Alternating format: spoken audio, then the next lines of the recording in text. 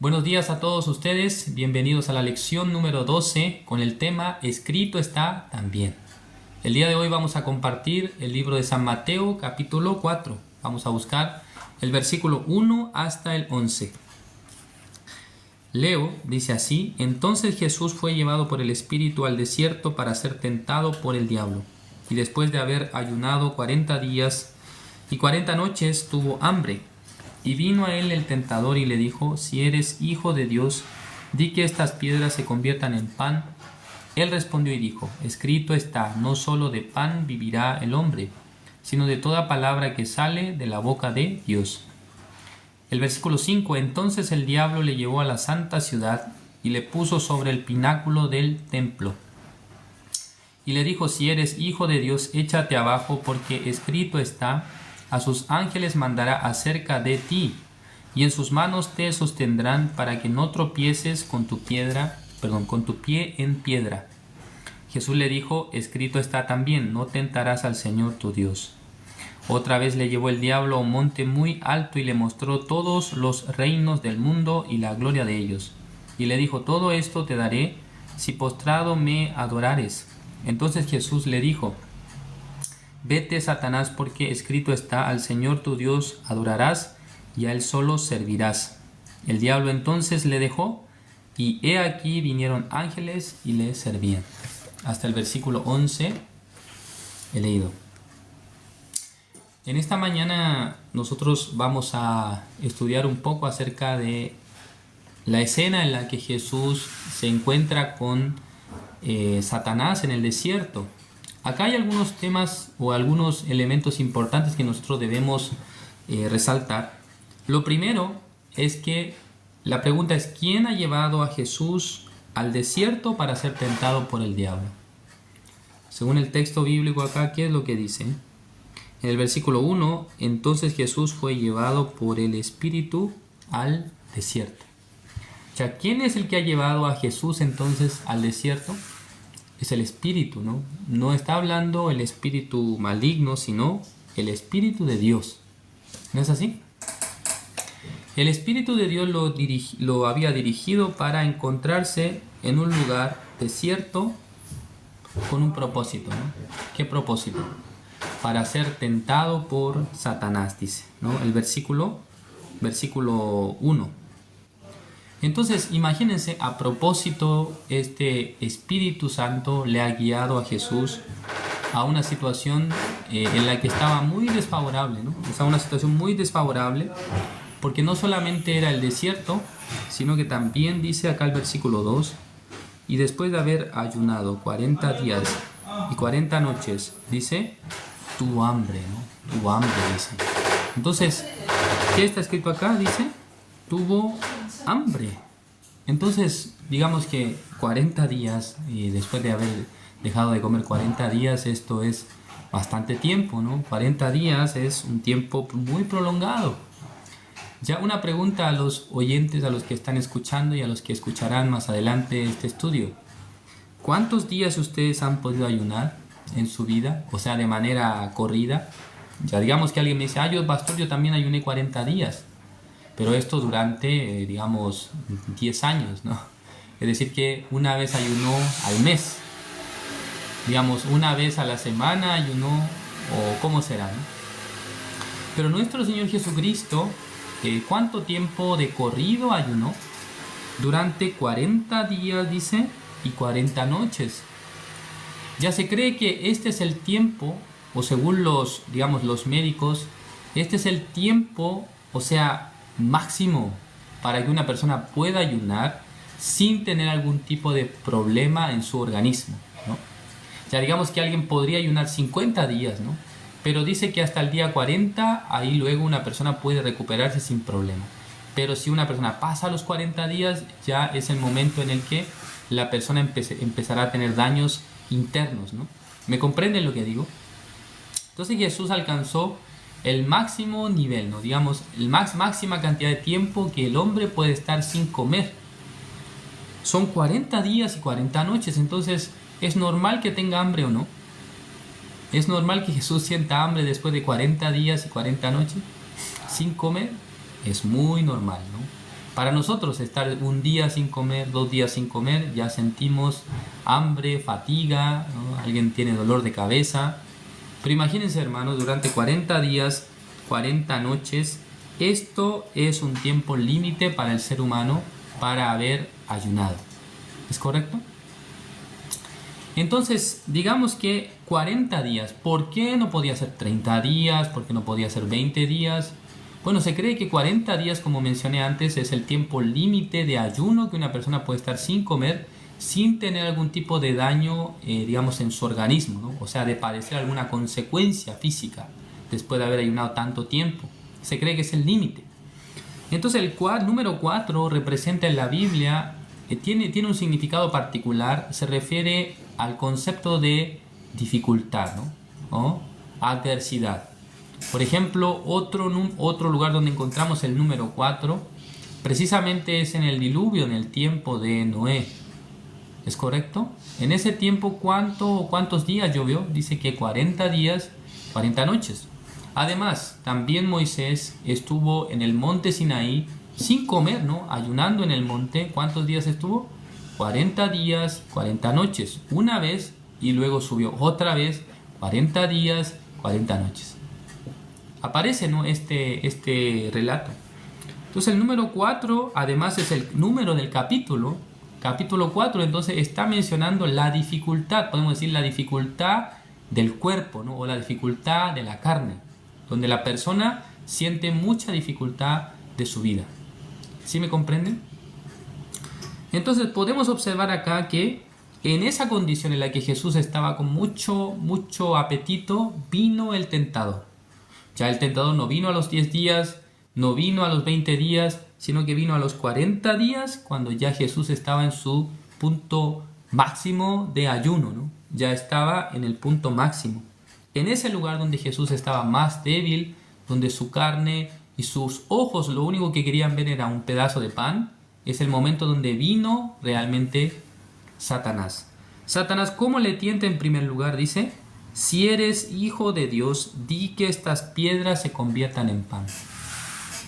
Ya, hermanos, acá nosotros vamos a ver que Satanás tienta a Jesús con 3 cosas, ¿no? La primera dice que respecto a la comida, ¿no? Al alimento. Esto tiene relación con los deseos de la carne, ¿no? ¿Cuál es uno de los principales deseos de la carne? O a veces en la Biblia le llama el apetito de la carne, ¿no? Se refiere al deseo de comer. Es uno de los cuantos deseos que tiene el ser humano, es comer. Si nosotros no saciamos nuestro estómago, entonces a veces hasta andamos de mal humor. ¿Es así? Entonces esta carne requiere el alimento también para poder aguantar un día de trabajo. Ustedes en la mañana toman desayuno, ¿no? O la mayoría toma desayuno. Alguien toma más temprano que otro, pero digamos, come algo en la mañana porque si no, no puede soportar el día, ¿no? Tiene que sí o sí echar algo en su boca, o sea, en su estómago, para poder aguantar, porque el cuerpo, mientras hace actividades, gasta energía, entonces necesitas un lugar de donde sacar energía, ¿no? Entonces se necesita comer. Cuando nosotros observamos la escritura, nosotros podemos encontrar también 3 cosas que son las que dominan al ser humano, o son 3 cosas por las cuales él vive, ¿no? Vamos a ver el libro de Primera de Juan. Primera de Juan, capítulo 2. Busquemos el Nuevo Testamento. Primera de Juan, capítulo 2, el versículo 15 y 16. Dice así: no améis al mundo ni las cosas que están en el mundo. Si alguno ama al mundo, el amor del Padre no está en él, dice. Versículo 15 a 16, porque todo lo que hay, dice, en el mundo, los deseos de la carne, los deseos de los ojos y la vanagloria de la vida, dice que no proviene del Padre, sino del mundo. Entonces, acá en el libro de San Mateo capítulo 3 podemos ver 3 tentaciones de Satanás que tienen directa relación con estos 3 elementos. Lo primero se refiere al primer concepto que aparece acá, deseos de la carne. O sea, el deseo de comer, ¿no? Ya primero Satanás quiso tentar a Jesús por medio del deseo de comer. Pero ya Jesús rechaza esta palabra. ¿Por qué? ¿Qué es lo que dice Jesús?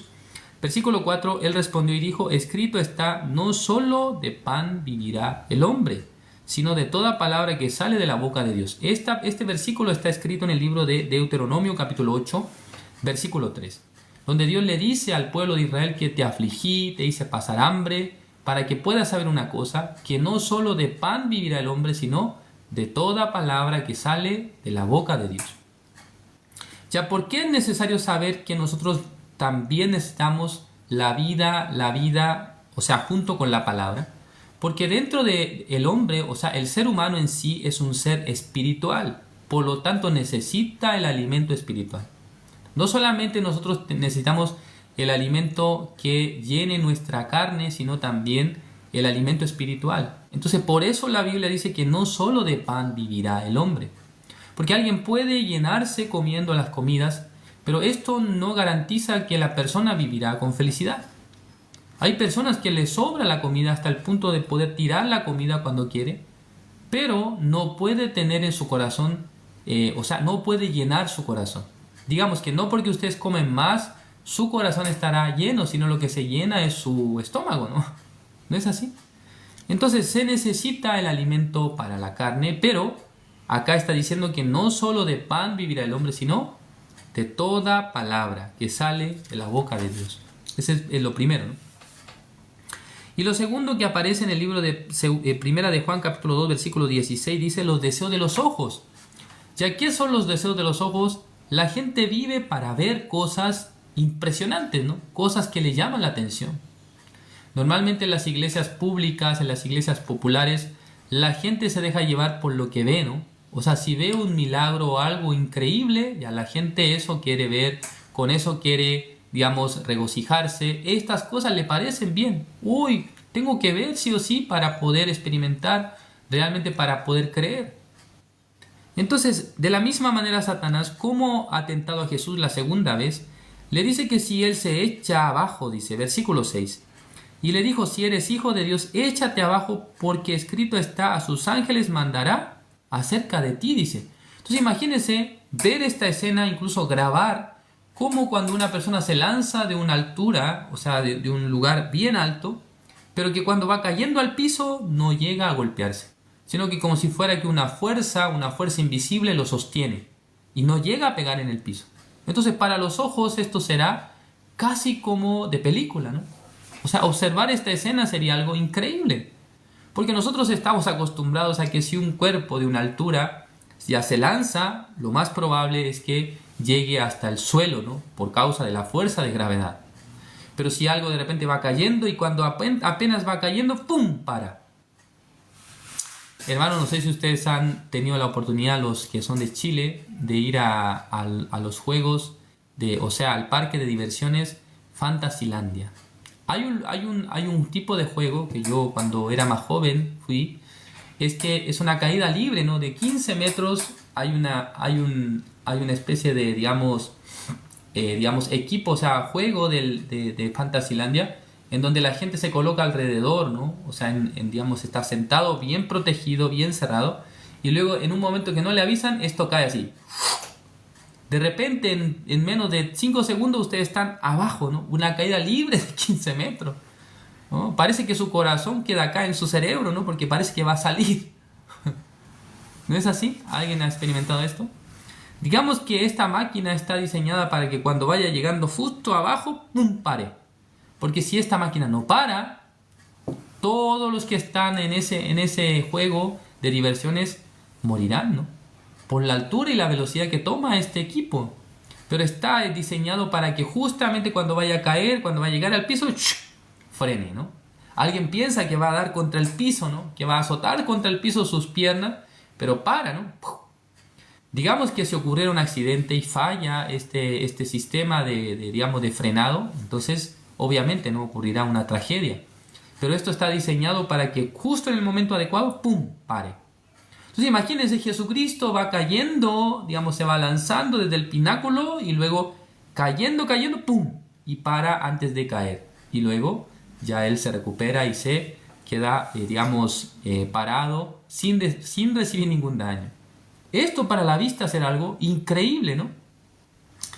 Por esa razón, segunda cosa con la que Satanás tienta a nuestro Señor Jesucristo es los deseos de los ojos, ¿no? El querer ver algo impresionante, el querer ver algo que realmente me llene, ¿no? Que me haga sentir emociones, ¿no?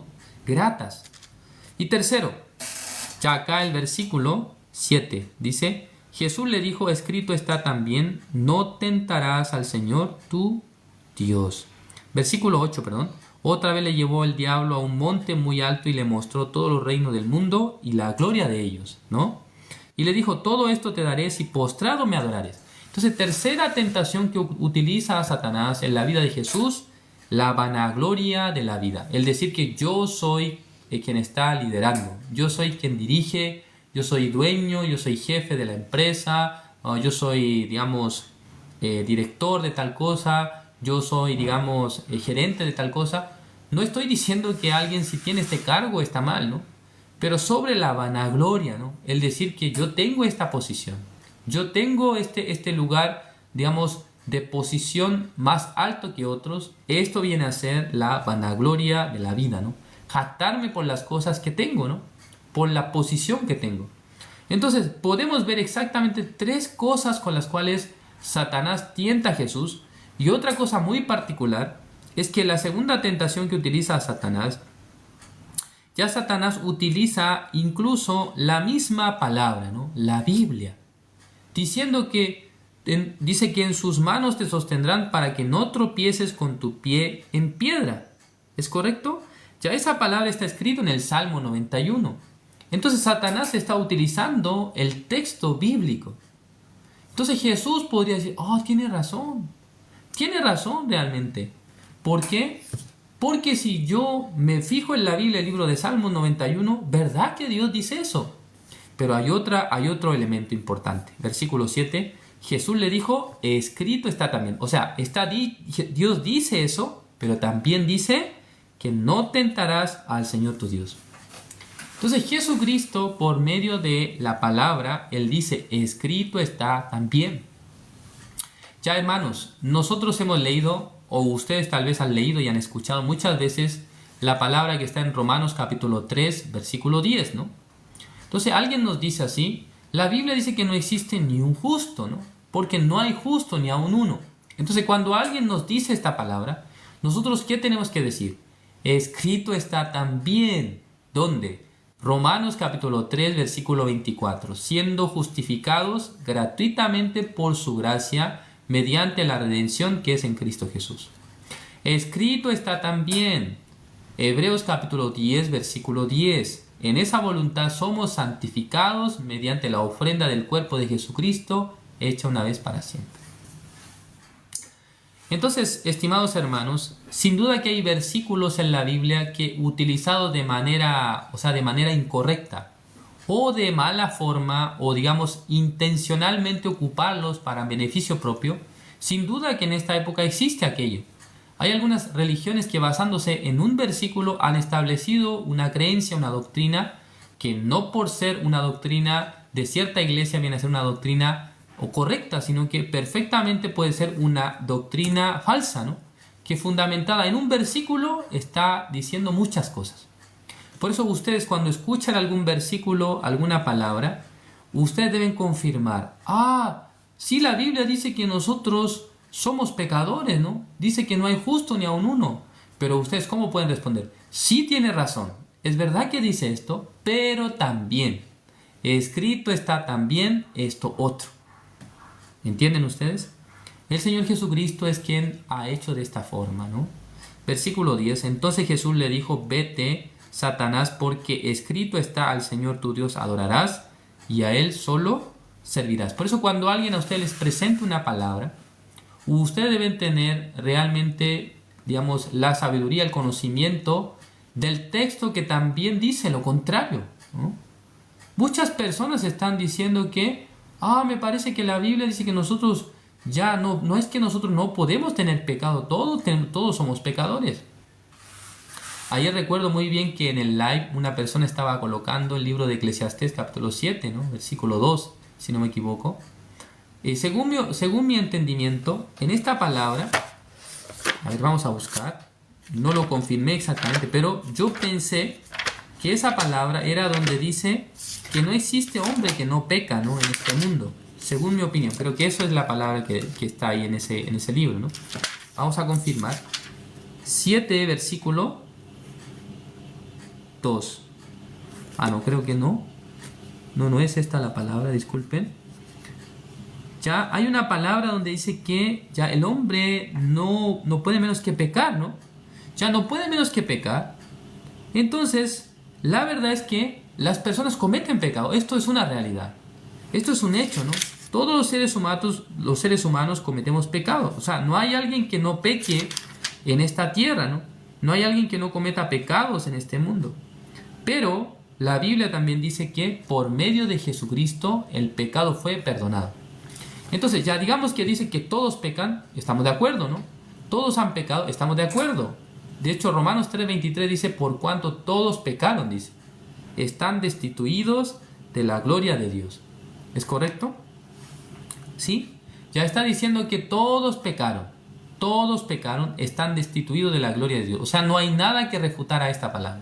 Es verdad que todos hemos pecado, pero también es verdad, por eso decimos, escrito está también, que dice la Biblia que siendo justificados gratuitamente por su gracia. Entonces nuestro Señor Jesucristo realmente estaba explicando de manera detallada cómo poder y combatir contra alguien que me presenta el versículo bíblico para su beneficio o según su parecer. Es decir, que nosotros, hermanos, en nuestro corazón debemos tener claridad acerca de la palabra de Dios. Si en sus corazones la palabra de Dios está viva, está activada, entonces cuando alguien les pregunta o les cita cierto versículo, ustedes podrán responder: usted tiene razón, lo que usted está citando es correcto, pero también la Biblia dice esto, ¿no? También la Biblia dice que nosotros somos santos, justos, por medio de Jesucristo. Ya, acá está la palabra, ¿no?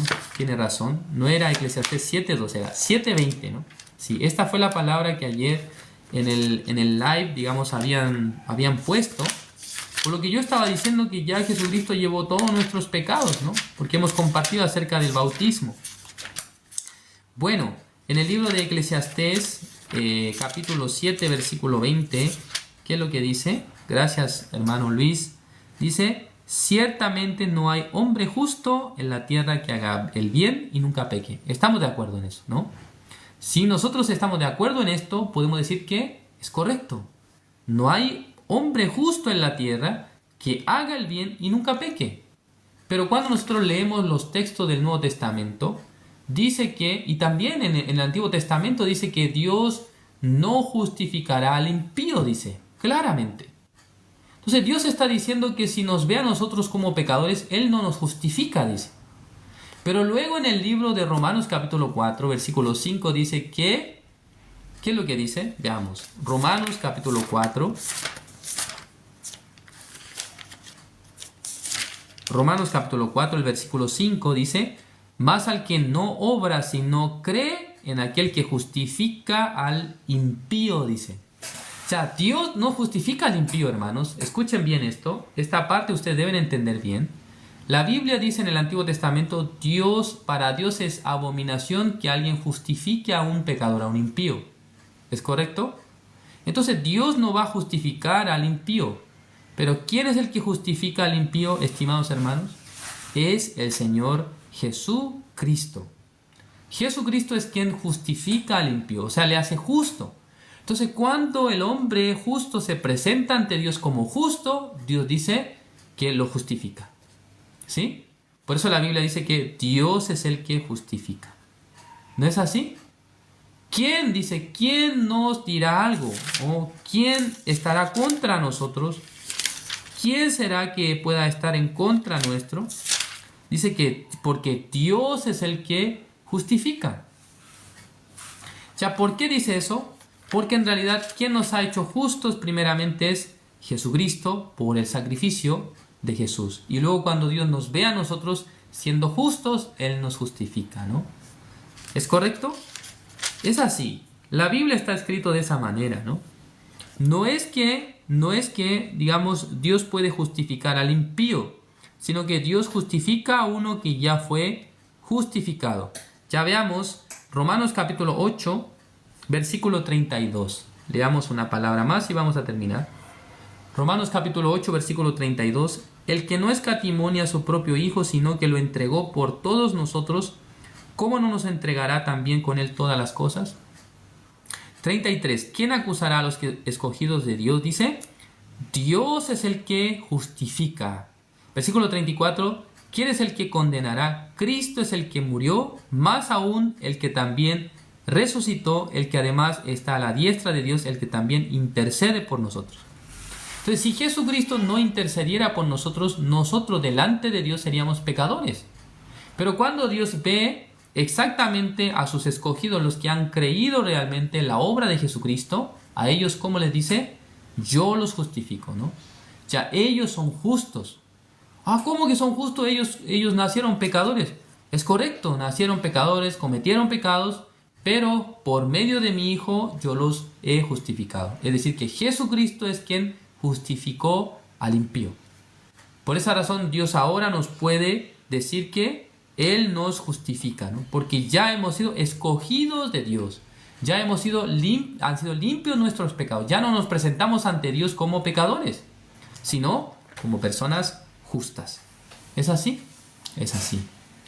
Entonces, en esta mañana, ¿no?, con el tema, escrito está también. Hermanos, muchas palabras de la Biblia, cuando alguien no tiene la compañera, cuando alguien no tiene la contraparte, fácilmente puede realmente hablar mal de nosotros, ¿no? Puede decir que tú estás hablando mal la Biblia, estás equivocado, la Biblia dice que no hay justo ni aun uno, pero en ese momento ustedes deben pararse frente de esta persona y explicar. Si es verdad que no hay justo ni aun uno por sus obras, pero no significa que el hombre no pueda ser justo por la gracia, por la fe en Cristo Jesús. Espero que todos ustedes en sus corazones también puedan decir, escrito está también. Cuando alguien quiera difamar su creencia, su postura, lo que ustedes han creído, con mucha seguridad ustedes dirán, escrito está también esto. Entonces esa persona no podrá menos que aceptar o seguir peleándose, ¿no?, o seguir en su razón. Pero si nosotros presentamos la Biblia, esto tiene que ser nuestra defensa. Esto debe ser nuestro testimonio, lo que está en la Escritura. Gracias por su atención. Vamos a acabar acá. Oremos. Dios Padre, Señor, le agradecemos. En esta mañana nos ha permitido el estudio número 12 del libro de San Mateo. Estamos agradecidos al Señor. Esperamos que cada mañana y cada noche, Señor, nos permita este espacio para seguir escudriñando las Escrituras, para seguir buscando el mensaje de Dios. Gracias, Señor, por todo. Oramos en el nombre de su Hijo amado, nuestro Señor Jesucristo. Amén. Yo no puedo merecer tu preciosa salvación.